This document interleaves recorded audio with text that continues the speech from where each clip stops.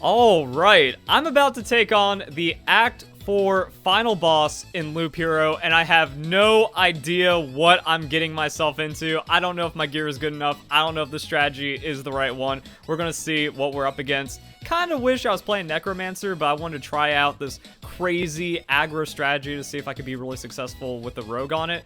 But we are starting to kind of fall behind to the regular enemies. Oh no, like I took damage there. That shouldn't be happening, but everything else looks stacked. Like, we've got a loop level of 12, but an absurd amount of experience and very over-leveled gear. But that's how I'm doing these Loop Hero guides. I'm showing you all the crazy stuff I've been up to, and then when I'm done, we go and reverse engineer it. So I'm going to show you my deck. I'm going to show you guys all the crazy stuff I was up to. The biggest thing being, I just overloaded on supplies. I did an infinite loop. I alchemized everything, I built it back into gear, and then I just started off like super intense. I got a lot of bonus stats, and that made it to where I could do the early loop in a way that would get me killed otherwise, and then try to snowball into the late game. Might have gone a little too late, depending on how this goes, but also depends on the enemies we're up against. I have 17 mirrors, so I'm able to be immune to magic damage while countering it, which is pretty good against the vampire mages. And then with that, we're getting tons of trophies, but it seems like the trophies don't really scale that well because I ended up with the picky. You know, lowers the quantity of items, but gives you the quality increase. And yeah, I went from level 15 to level 16 despite having like 100 trophies. So I don't know, maybe this strategy isn't good for Rogue. I thought I was going to be killing so much things, I was going to have like level 20 gear by now. But it looks like all those suburbs did give us another one. And unfortunately, that's really not helpful. I guess Master Fencing just in case the final boss ends up spawning some extras. But also attacking 2 targets when I have this mass AoE thing going on is how it goes. See, it also just takes so long to get through all these enemies. And since I'm not getting gear, we're just going to kind of sit and wait out. But then I'm going to hop into the boss and things might get absurd. And here we go. Alright. We got God, apparently. And a cutscene for the game's lore. Now, I'm not going to read this. I don't do those Let's Play kind of things. I just kind of make guides and go at my own pace and experience the game how I do, so that's on you. You need to use this guide to make it to the boss, to beat the boss, to get the lore. And the fight is on. So we're just kind of slapping him around like a rogue. That attack speed, though, is kind of a thing. 284 damage. I hope that's magic damage so I can just reflect it. It's not. But this is where things, like, is this it? Is this the fight? Like, I just have to endure all these crazy hits? Oh, man. Our health is looking kind of sketchy at times, though. Because, like, yeah, I've got 3,500 health and 4 potions. Oh, I think he just blinked an item out of existence. Yikes. Okay, wait, I could read this. Destroys all cards and items at the start of battle. Every third attack erases 1 item and the hero's stats from existence. Like, I was about to say permanently, but it looks like these things are dancing around stuff. So him erasing my hit points would probably be a bad thing.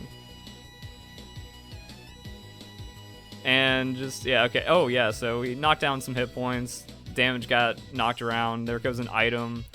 129 trophies is still pretty cool. Halfway, I think we got this. I think we just got this through attrition and also really good stuff. I like that I have the, when I lose 20%, okay. Mix of lag, I guess, and also, you know, freezing the game. But it paused a little longer than it should have right there. So I'm just kind of looking at what we got right now. So I've got the goes invulnerable for 2 seconds after taking 20%, but I think his attacks take longer than 2 seconds, so that's not really doing too much for me. I have 40% chance to refill potions, so my potion's healing me for 21% of my health right now. Like I said, my supplies are stacked. I guess we just kill God. Just through straight beefy stats. No cheese, no shenanigans, we just endured. Unless there's a phase 2, and we might have some problems. Well, I got 3 cards, so I guess it's over. And there we go. Wow, that's actually pretty sick. Time flies 15% faster, 5% chance for a chest to spawn on top of a killed enemy, and then 1 resurrection charge.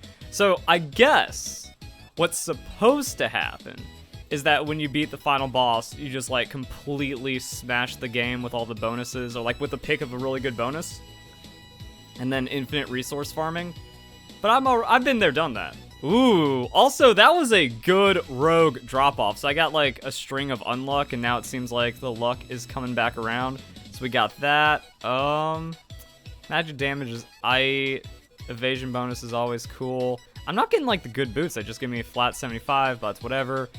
Then we just upgrade everything else that we got, and I guess that's it. So I'll finish up this run a bit more. Even though I did an infinite loop, the amount of resources it takes to kind of cap out everything and craft everything you want is kind of insane. So I think I'm just going to grind this one out a little bit more to kind of pad my unlimited resources, because this game is just crazy. So yeah, we did it, and I'll show you guys how I did it. So here's what I did with my infinite resources, and here is what my supply looks like. Like I said, I just got a lot of crazy stuff stacked up. 21% healing from potions, couple of extra potions. I like that, so I'm going to drop another one of those.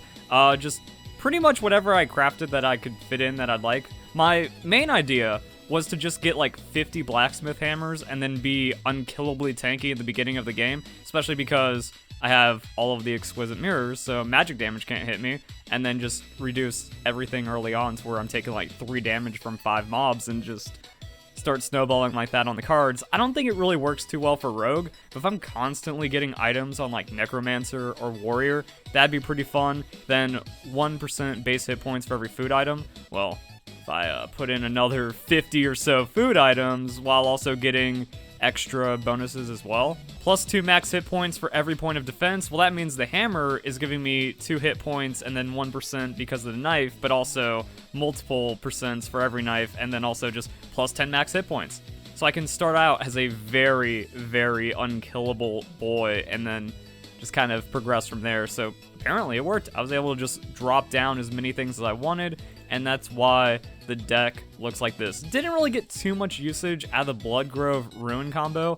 I thought that would have been pretty nice. Honestly, if I was doing it different, I'd just get rid of the Vampire Mansion, because I dropped down Vampire Mansion on a village, do the whole ghoul thing, but it really wasn't that fancy. I honestly prefer Temporal Beacons with Ruins to get the 5-stack instead of Vampire Mansion Villages. Like that was just kind of weird, and I feel like it just cluttered everything a little too much.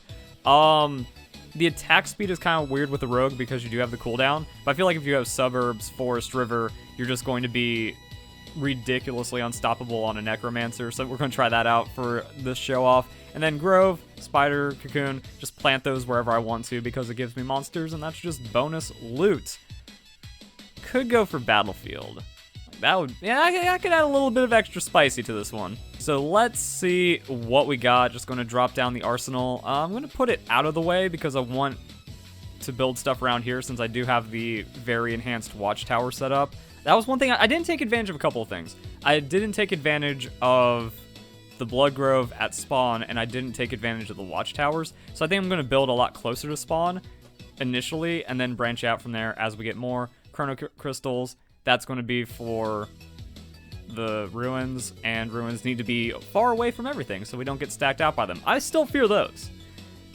And I think it's just going to be a couple of slow turns to begin with because I don't have too much extra bonus damage or whatever, but 1,000 health to begin with. 12 defense, and we're one-shotting everything, so yeah, put a grove here. That means we put the blood grove there, and then that covers all those tiles, and then we just start building out like that. Now, one thing that was tricky was how I had my suburbs set up, because I wanted to run a river by the last batch of suburbs, that way I could get bonuses, but I did that wrong. So I want to make sure I do that correctly. I feel like I could either start the river here, run it down, across, and then snake it over here, and that's how I'm going to get the forest. I think that's going to be the best way of doing it. Also, by spawning the river here, that means we're going to get reeds going on, and then we got fishmen early, and that's probably going to be pretty good. And then we can just start our double-stacked suburbs over here. I want to build it to this side first, fill in that side, river, GG. Everything's going to be pretty awesome. And there's our blood grove. Boom. So just setting it up and making that progress. I do want to get a bookery in here as well. That way we can also get, like, the bookery with the temporal beacon, also super good, especially with the ruins. So as all that starts to come in, we're going to have ourselves a good time.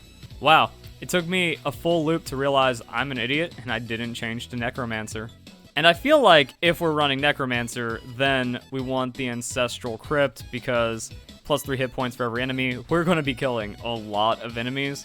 One thing that would be funny would be doing the Maze of Memories, because you drop that, you insta-spawn the Lich, and then I have 100% Magic Reflect, so we get to kill the Lich instantly for free, and then I guess if I just Oblivion that, it goes away, and then we have our entire map freed up again. I'll do that for a future video, so that's why you gotta subscribe, because now I've effectively unlocked everything in this game, so I'm just free to experiment with builds and have fun. Alright, here we go. I got a pretty good setup to wrap up the video. I got field practice at the beginning of Loop 2. This is going to turn into a legendary run.